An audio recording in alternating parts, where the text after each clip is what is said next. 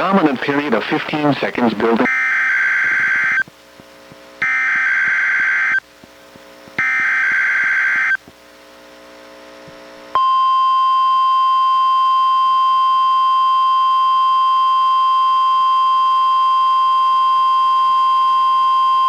This is the National Weather Service office in Portland, Oregon.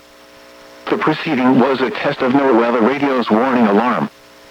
Tests of these receivers are normally conducted every Wednesday between 11 a.m. and noon. If there is a threat of severe weather on the day of the test, it will be postponed until the following week. This concludes this test. We now return to our regular programming.